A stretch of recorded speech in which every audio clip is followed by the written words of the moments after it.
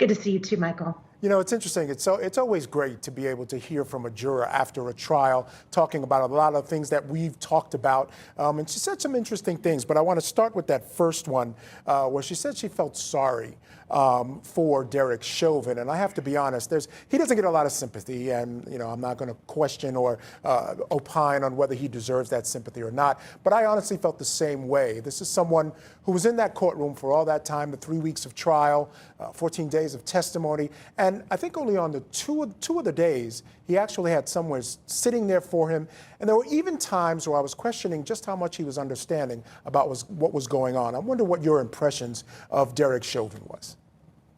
That's interesting, Michael. I don't think that Derek Chauvin, of course, went out on May 25th of 2020 with the intention of killing anyone.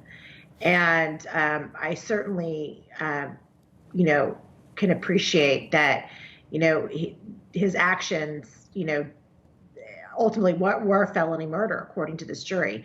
But I think that when you talk about feeling sorry for someone, I struggle with it. I know his wife left him. He did look confused oftentimes, even in the picture you're showing now on air.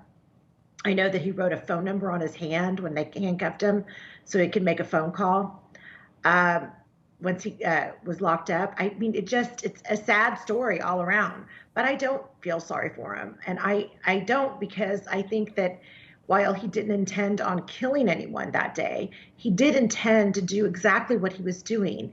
And he didn't listen to anything around him or anyone around him in begging him really to stop what he was doing. So it's something that I struggle with. As a human, you want to feel bad for someone, but he's someone who hasn't taken any ownership for what he has done either. So it's interesting that the juror said that to me, but she was in there looking at his eyes every day. So that's a different perspective. Yeah, no question about it. And again, in terms of the act itself, that's not what I'm talking about. It's more, I get the impression that he's not 100% clearly understanding his actions, like almost as if he's so separated. So, for instance, at the scene when everybody's yelling at him about George Floyd and George Floyd then loses consciousness, I just don't know how much of that he all comprehended. I know it sounds weird. It's just this feeling I get just from his eyes. Now, one other thing she said that I don't want to skip over is she says that, he made this huge mistake, right? And someone ended up dead. And it's interesting because when I hear that, I say to myself, maybe 10, 15, 20 years ago, when officers made mistakes, juries would not convict them. They didn't want to convict them on mistakes, but this is a little different. That's very interesting, isn't it? It's kind of akin to, when someone is like a drunk driver, for instance, they make a decision, and their actions are definitely, knowing in a certain sense. And so what Derek Chauvin did was he was aware of what he was doing, and maybe also mistaken at the same time. I think that it's more than just what has happened in the last 10 years.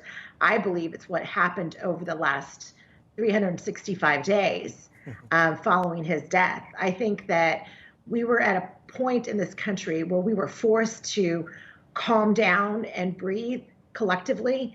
And we saw these things happening, whether it was George Floyd or Breonna Taylor or Ahmaud Arbery. And I think that white America woke up and was like, wait a minute, this is not okay. So I think that really it's the last 365 days that mattered in terms of the changing viewpoint of what an officer's mistake could mean and whether or not we're capable or ready to hold police officers responsible like we're ready to hold other citizens responsible for their mistakes.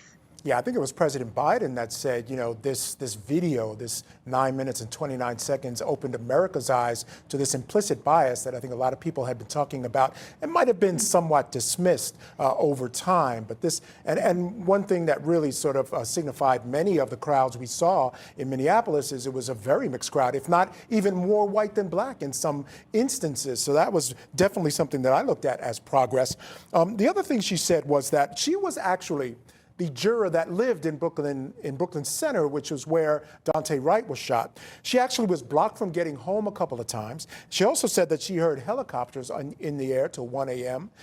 In terms of trying to deal with some of the things and the unrest that was going on there. And we've heard a lot of talk about possible, tainting of the jury because of what was going on outside the courtroom. I wonder, with those kinds of statements, is that something a defense attorney can use to show that, in fact, maybe there wasn't a fair trial and might get it overturned because of that reason? Well, sure. This is why the lawyers talk to jurors after every single trial, particularly criminal defense lawyers after a conviction. We always want to know, one, what jurors are thinking and what happened in the deliberation rooms and what we did right or wrong.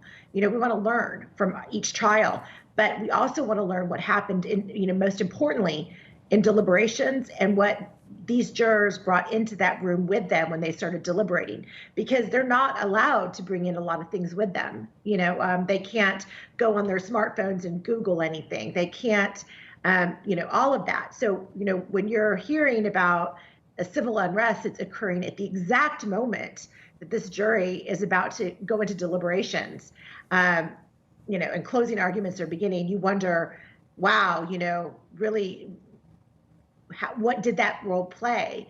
She wasn't in the room, with the other jurors and deliberating with them. But one of the big reasons for wanting the sequestration of the jury from the very beginning, from Mr. Nelson's perspective, was to make sure that this jury was isolated and insulated from anything that could happen, because there was a concern that there was a lot of pressure on this jury to come down with a guilty verdict regardless of what happened.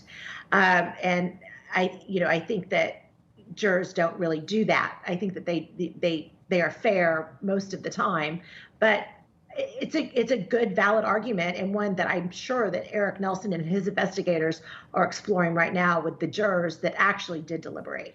Yeah, and I did a little research on these types of cases and getting